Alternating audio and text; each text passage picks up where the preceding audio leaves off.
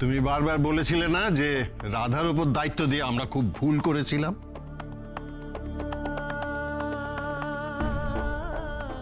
আসলে রাধাকে under estimate করে ভুলটা তুমিই করেছিলে।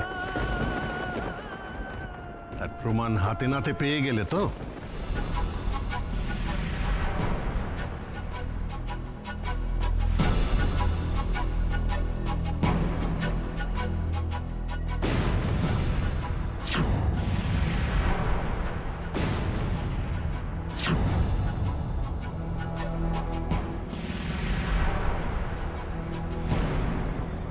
এসবি গার্মেন্টস এর রাগী সোহাগী প্রজেক্টের লাস্ট 30% প্রোডাক্ট আজকে ফ্যাক্টরি থেকে বেরিয়ে বায়ারদের কাছে যাচ্ছে,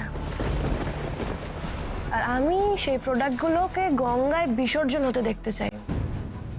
সো কাজটা শুরু করে দিন ফাস্ট।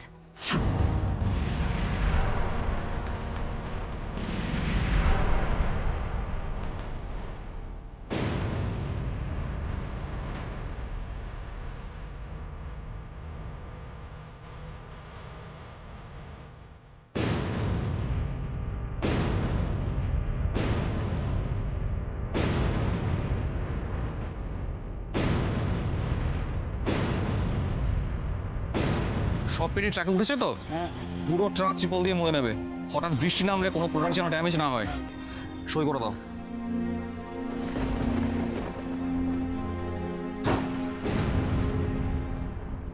ম্যাডাম, আমি নিজে দাঁড়িয়ে থেকে ট্রাকের সমস্ত মাল তুলে দিয়েছি। হ্যাঁ, ট্রাক রওনা দিয়ে দিয়েছে। আপনি কোনো চিন্তা করবেন না, আর ক্রিস স্যারকেও নিশ্চিন্ত থাকতে বলবেন। অনেক ধন্যবাদ ম্যানেজার বাবু, অনেক ধন্যবাদ। এবারে 30% টাকাটা এসে গেলেই পরশুদিন ব্যাংকে গিয়ে সব টাকা শোধ করে দেবো। যেদিন আমার ক্রেশ পুরোপুরি সুস্থ হয়ে নিজের পায়ে হাঁটতে শুরু করবে, সেদিন তুমি ব্যানার্জি বাড়ি ছেড়ে চলে যাবে, আমার ক্রেশের জীবন থেকে চলে যাবে।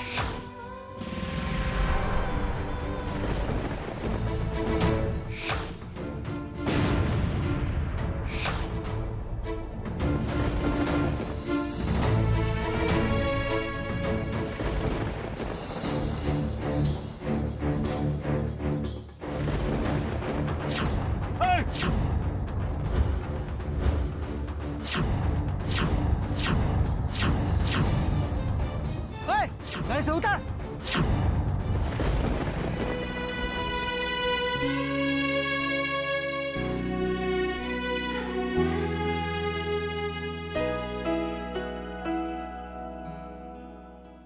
কি করছো তুমি রাধা? কিছু না তো, আসলে ম্যানেজার বাবু আসবেন তো, ওই জন্য চেকটা জমা দিতে হবে, তাই।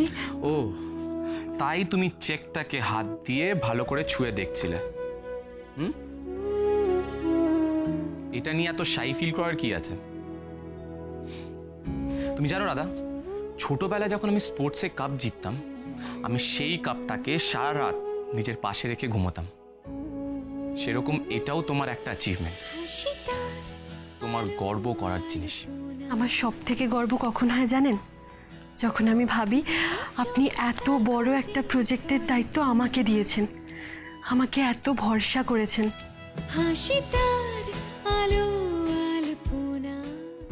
ভরসা করা আমি বার করছি।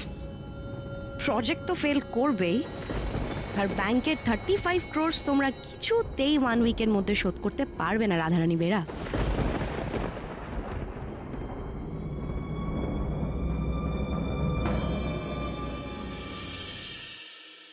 রাধা, আমি তোমাকে অনেক ভরসা করে এই প্রজেক্টের দায়িত্বটা দিয়েছিলাম, আর এই প্রজেক্টটা শেষ হওয়ার পর আমি তোমাকে আরেকটা জিনিস দিতে চাই। আরেকটা জিনিস? কি সেটা? আরো একটা নতুন কাজের দায়িত্ব? একটা উপহার, গিফট। উপহার? তুমি যা করলে, তারপর যদি আমি তোমাকে একটা ছোট্ট উপহার না দিতে পারি, তাহলে তো। কিন্তু আমাকে কি দেবেন আপনি? আমার তো সবই আছে। ভাবো, ভেবে দেখো তোমার কি চাই। পরশু ব্যাংক লোনটা শোধ করার পর এই গিফটটা আমি তোমাকে দেব। ততক্ষণে তুমি ভেবে নাও তোমার কি চাই।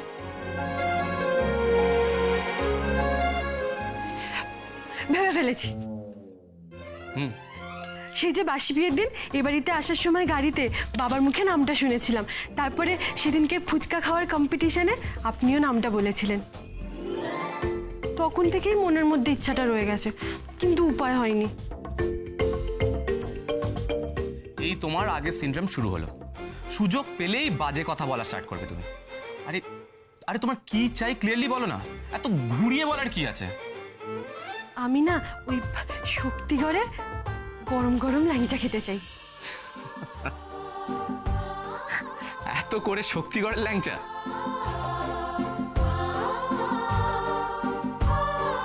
ইয়েস ক্রিশ, রাধা একটা দারুণ গিফট চেয়েছে। রাধা, ক্রিশের হয়ে আমি তোমায় কথা দিলাম, প্রজেক্টটা শেষ হলে আমরা তিনজনে মিলে একটা লং ড্রাইভে যাব আর হাড়ি হাড়ি শক্তিগড়ের ল্যাংচা খাবো। হ্যাঁ, আর ওই হাড়ির রসটা চুমুক দিয়ে খেতেও না খুব ভালো লাগে। ঠিক আছে, তোমার যা যা ইচ্ছে তুমি তাই খেও। সরি, আগের দিন আমার জন্য ধাবার খাওয়াটা পুরো নষ্ট হয়ে গেল। কাকুন্দি, কিচ্ছু নষ্ট হয়নি। ওই একটা কথা আছে না, সব ভালো যার শেষ ভালো তার।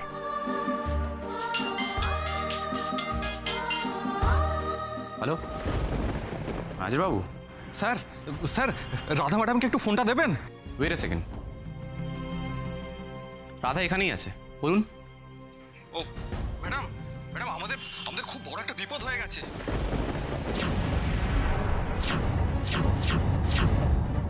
আমাদের আমাদের মালবোঝাই ট্রাকের উপর অ্যাটাক হয়েছে ম্যাডাম। আমাদের ট্রাকের সমস্ত প্রোডাক্ট জোর করে জলে ফেলে দেওয়া হয়েছে।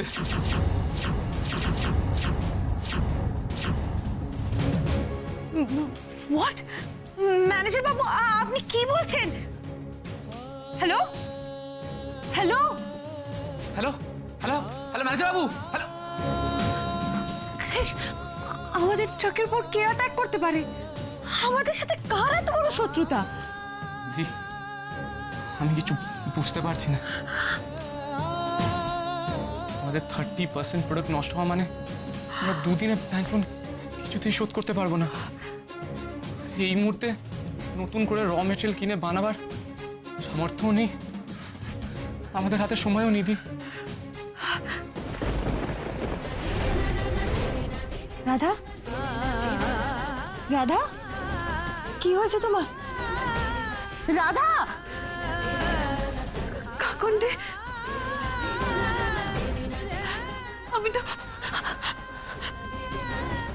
আমি তো কথা দিয়েছিলাম 7 দিনের মধ্যে 35 কোটি টাকা ব্যাংকে শোধ করে আমাদের কোম্পানিটাকে বাঁচাবো,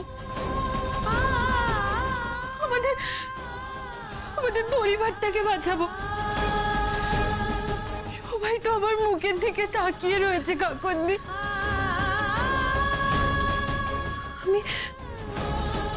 আমি কি পারবো না? আমার চোখের সামনে কি সবকিছু এভাবে ধ্বংস হয়ে যাবে কাকুন্দি?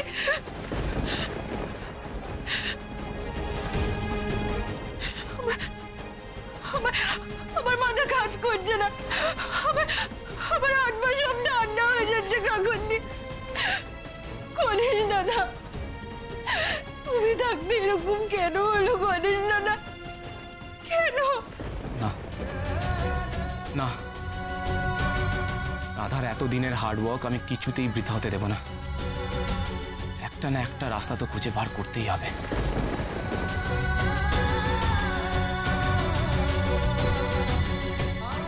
আইডিয়া, এই প্রজেক্টটা বাঁচানোর একটা আইডিয়া এসেছে আমার মাথায়।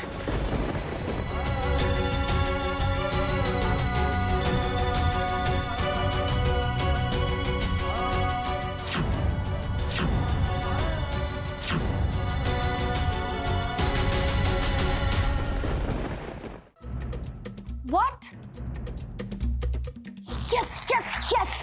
Oh my God! Radharani Bera, তোমার রাগী সোহাগী প্রজেক্টের 30% টি শার্ট যে এখন গঙ্গার জলে ভাসছে। ও স্যাড বেচারি, কি করবে এখন তুমি? দুদিনের মধ্যে 35 crores তো তুমি শোধ করতে পারবেই না, উল্টে 2 দিন পর পুলিশ এসে তোমার কোমরে দড়ি পরিয়ে টানতে টানতে নিয়ে চলে যাবে। ওফো, তোমার ওই অসহায় মুখটা দেখার জন্য না আমি আর ওয়েটই করতে পারছি না। কিন্তু ব্যাপারটা কি হলো? এখনো অবধি বাড়িতে কোনো হইচই নেই, কোনো চিৎকার চেঁচামেচি নেই। তার মানে কি গুড নিউজটা এখনো বাড়ি অবধি পৌঁছায়নি?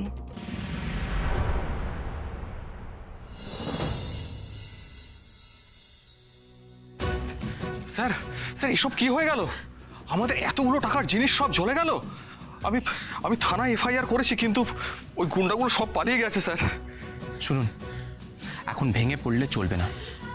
এই মুহূর্তে আমাদের প্রত্যেককে উঠে দাঁড়িয়ে লড়াই করে কাঁধে কাঁধ মিলিয়ে 2 দিনে ব্যাংকের পুরো লোন শোধ করে দিতে হবে। কিন্তু 2 দিনের মধ্যে সেটা কি করে সম্ভব? যারা যে টি শার্টগুলো বানিয়েছিল সেগুলো কোথায়? ওগুলোতে ফ্যাক্টরিতেই আছে। ফ্যান্টাস্টিক। এখন আমরা যেটা করব সেটা হলো জারার টি শার্ট থেকে ব্লিচ করে ওর করা সমস্ত ডিজাইন তুলে দিয়ে সেখানে আমরা রাগী সোহাগী ডিজাইন আঁকব। Krish, that's a brilliant idea. But আমাদের কাছে তো বেশি সময় নেই, শুধু আজকের রাতটা আছে। যদি এই এক রাতের মধ্যে আমরা ওতে নিজেদের হাতে ফেব্রিক কালার করি তাহলে? ম্যানেজার বাবু, আপনি এক্ষুনি সমস্ত এমপ্লয়িদের বলে দিন আজকে রাত্রিটা এখানে থেকেই কাজ করতে। আমিও ওনাদের গিয়ে রিকোয়েস্ট করছি। আর যত তাড়াতাড়ি সম্ভব কোনো একটা এজেন্সির মাধ্যমে 2-1 দিনের জন্য কয়েকটা টেম্পোরারি ওয়ার্কারদের হায়ার করুন, ঠিক আছে? আর যে পরিমাণ প্রোডাক্ট নষ্ট হয়েছে সেই পরিমাণ প্রোডাক্টই আমরা আজ রাতের মধ্যে সবাই মিলে হাতে হাত মিলিয়ে বানিয়ে ফেলবো। আর একটা কথা, আমাদের এই প্রজেক্টের ওপর বারবার অ্যাটাক হচ্ছে, সো এবার থেকে আমরা যা করব খুব কেয়ারফুলি করব। আর আমরা যে কালকের মধ্যে পুরো প্রজেক্টটা ফাইনালি কমপ্লিট করে ফেলছি সেটা আমরা 4 জন ছাড়া বাইরে কেউ জানবে না। বাইরে সবাই ভাববে কি এসবি গার্মেন্টসের অনেক বড় একটা লস হয়ে গেছে, আমরা কি করব কিছু বুঝতে পারছি না। বাট ভেতরে ভেতরে আজ রাতের মধ্যে আমরা সমস্ত টি শার্ট কমপ্লিট করে কাল সকালে সেগুলো ডেলিভার করে দেব। ব্যাস, আর কোনো কথা হবে না। Anyways guys, let's get back to work.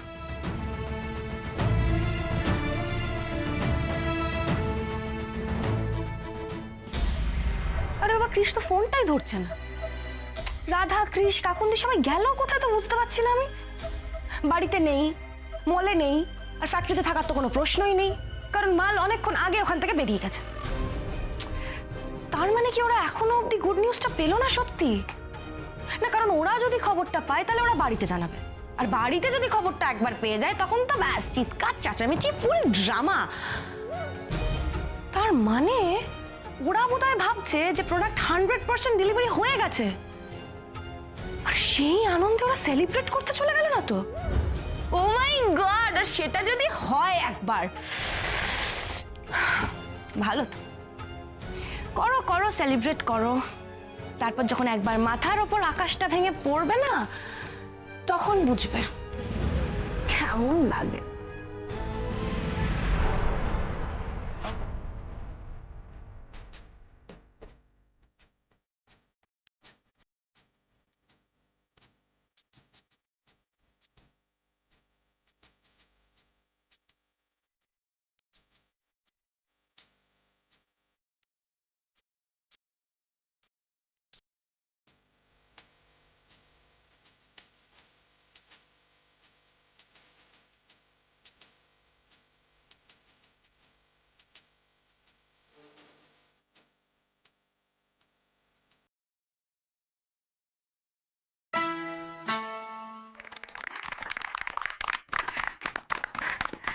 আমাদের সমস্ত প্রোডাক্ট রেডি হয়ে গেছে, আর এটা একমাত্র সম্ভব হয়েছে শুধুমাত্র আপনাদের জন্য। আপনারা শুধু এখানকার এমপ্লয়ি নন, আপনারা তো আমাদের ব্যানার্জি পরিবারের সদস্য। আপনারা সবাই এইভাবে আমাদের পাশে থাকলে আমরা সমস্ত অসাধ্য সাধন করতে পারবো, আর এসবি গার্মেন্টসকে নাম্বার 1 পজিশনে নিয়ে যাবই। আর স্যার, আসলে আপনারা ইন্সপায়ার না করলে আমরা কাজটা করতেই পারতাম না, মূলত রাধা ম্যাডামও। 3 cheers for Radha madam. Hip hip hooray! আচ্ছা আচ্ছা, হয়েছে হয়েছে। আপনাদের কাছে আমাদের একটাই অনুরোধ, যতক্ষণ না প্রোডাক্ট গন্তব্যে পৌঁছচ্ছে আমরা কারোর কাছে মুখ খুলব না, ঠিক আছে? Okay ma'am.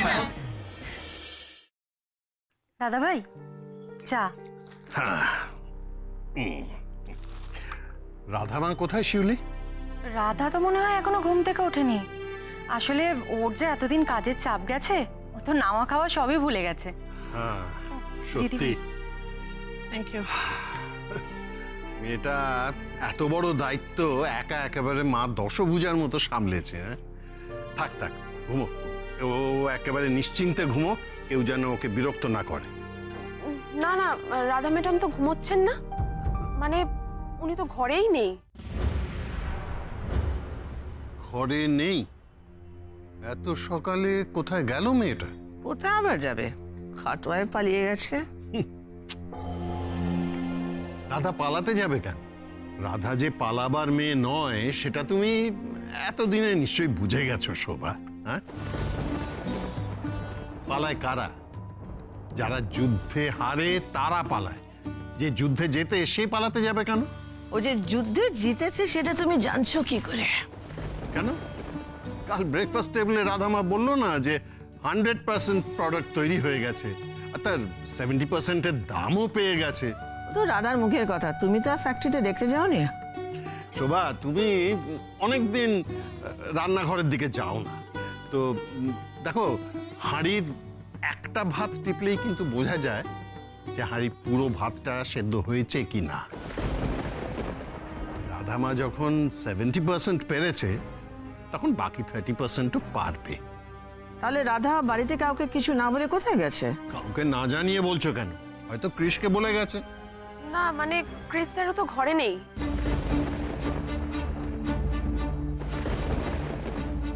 মানে ক্রিশ রাধা কেউ বাড়িতে নেই? আচ্ছা, এত সকালবেলা ক্রিশ আর রাধা একসাথে গেল কোথায়? আঙ্কেল, চিন্তা করার মতো কিছু নেই নিশ্চয়ই?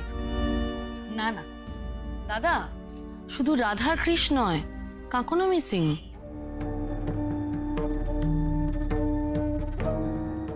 ব্যাপারটা কি হলো? তিনজনে মিলে করছেটা কি?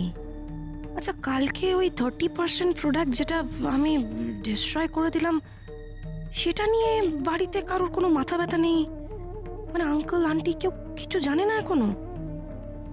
তাছাড়া কাল ওই ঘটনার পর থেকে তো মনে হয় রাধা, কৃষ, কাকুন্দি কেউ বাড়ি ফেরেনি। ওরা সামা ওই ক্ষতিটাকে সলভ করার, মানে রিকভার করার চেষ্টা করছে না তো?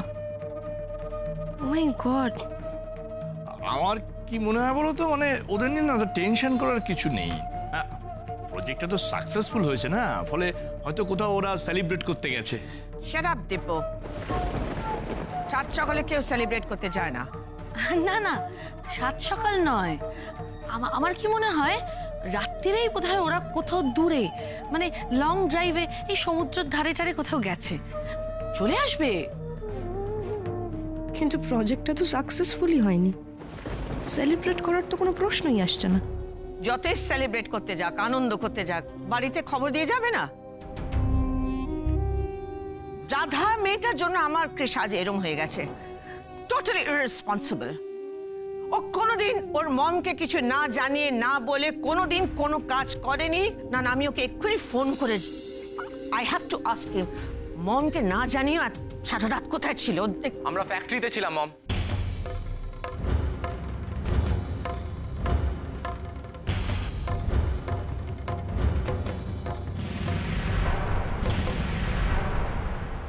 তোমরা সারা রাত ফ্যাক্টরিতে ছিলে? কিন্তু তোমাদের প্রোডাক্ট তো কালকে সকালেই তৈরি হয়ে গিয়েছে। তো তারপরেও তোমাদের সারা রাত ফ্যাক্টরিতে থাকতে হলো কেন? তোমাদের তিনজনকে দেখেই তো মনে হচ্ছে যে সারা রাত তোমরা কেউ ঘুমোওনি। হ্যাঁ ড্যাড, তুমি ঠিক ধরেছ। আমরা কাল সারা রাত কাজ করেছি, ঘুমোইনি। ফরেন এনজিওদের 70% প্রোডাক্ট ডেলিভার করার পরে বাকি 30%ও ফ্যাক্টরি থেকে বেরিয়েছিল বাইরেদের কাছে।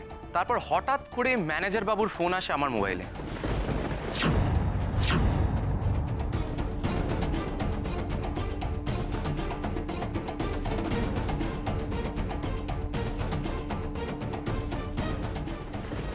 আমার এত বড় একটা প্ল্যান, সেটাও ফ্লপ হয়ে গেল। Oh my God! কি কে আমাদের সাথে এরকম ভাবে শত্রুতা করছে বলো তো? আমি তো কিছুই বুঝতে পারছি না যে এত বড় ক্ষতিটা কে করলো। হ্যাঁ গো, এদিকে সরো। আমি বলছি, আমি তো এইসব কিছু করিনি, তাহলে কি যারা করলো? দেখো, এরকম ভাবে একটা ভালো মানুষের মুখোশ পরে পিছনে, মানে রাধার পিছনে এইসব জারিজিরি করে ছুরি মেরে দিল। আচ্ছা, এত বড় একটা ঘটনা ঘটে গেল, তোমরা আমাকে কিছু জানালে না কেন? আসলে আপনাদের জানালেই আপনারা টেনশন করতেন, তাই আর জানাইনি। তাছাড়া আমাদের ওপর বারবার অ্যাটাক হচ্ছিল, তাই আমরা 100% প্রোডাক্ট ডেলিভার না হওয়া অবধি কাউকে আর কিছু জানাতে চাইছিলাম না। কিন্তু এটা একটা ইনভেস্টিগেশন হওয়া দরকার। কি বারবার আমাদের এরকম ব্যাক স্ট্যাপ করছে, আমাদের এত ক্ষতি করার চেষ্টা করছে। না, এটা ইনভেস্টিগেট করতেই হবে। গৌরব অলরেডি ইনভেস্টিগেশন করা শুরু করে দিয়েছে মম।